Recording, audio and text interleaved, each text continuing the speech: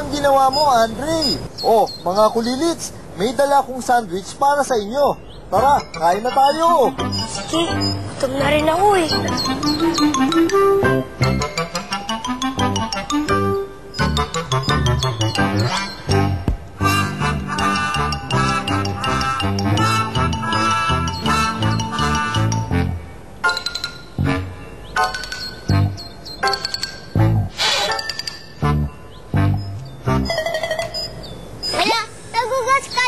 Kamay? Hindi, gutom na ako. Ba, nag-basketball tayo? Eh, di ba marumi yung bola? Okay lang yun. Naku! Baka magkasakit kayo niyan, mga bata. Importante ang kalinisan, lalo na sa pagkain natin. Dapat siguraduhin na kapag hugas kayo ng kamay bago niyo hawakan ang pagkain.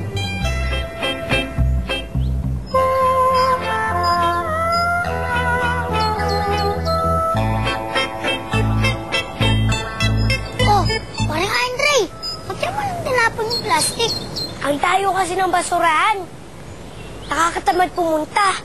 Mga kulilits, bukod sa ating katawan, dapat malinis din tayo sa ating paligid. Tulad ni Aling Annalyn, ang bagong kaibigan ni Chacha.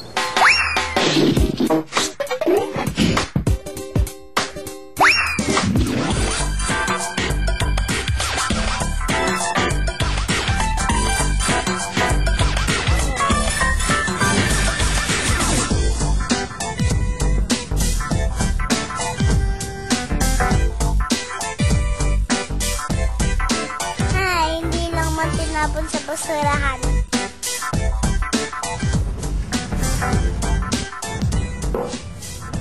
Tama! Very good kang bata. Ang basura ay dapat nilalagay sa basurahan at hindi kung saan-saan. Hello po! Hello po! Ako po si Aling Annalyn. Ako naman po si Chacha. Kayo po, ano pong ginagawa niyo dito? Nakikita mo itong dala ko?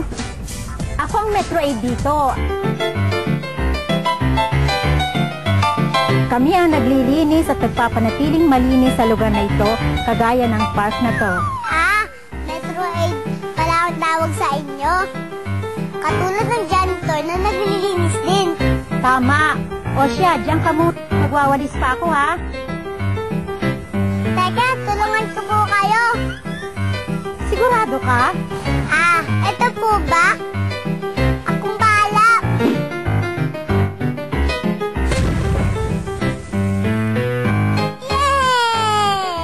Wow!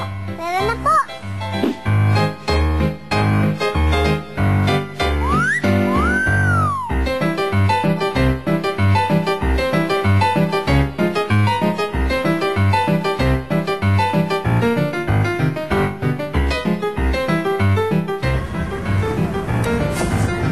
Pag malinis ang ating kapaligiran, masayang maglaro at tumasyal.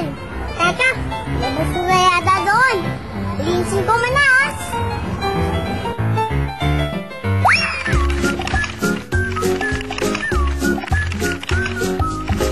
Mga kulilits, alamin natin ang 3 R's sa kalinisan at sasamahan tayo ni Nebo. Reduce! Huwag nang bumili ng hindi kailangang mga gamit, kulilits. Pandagdag lang yan sa kalat sa kapaligiran. Laging bilhin lang ang kailangan. Reuse! Gamitin uli ang mga lumang lalagyanan. Pwedeng gawing lalagyanan ng crayons ang lumang garapon katulad ng hawak ni Kuya Bugoy. At ang panguling R, recycle! Ang mga gamit katulad ng papel, plastic at bakal ay pwedeng i-recycle para makabuo ng bagong bagay tulad ng mga ito. Kaya kulilits, ipunin ang mga ito at magpatulong sa nakakatanda kung paano mag-recycle. Reduce, reuse, recycle!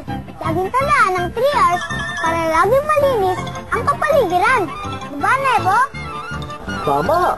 Reduce, reuse, recycle!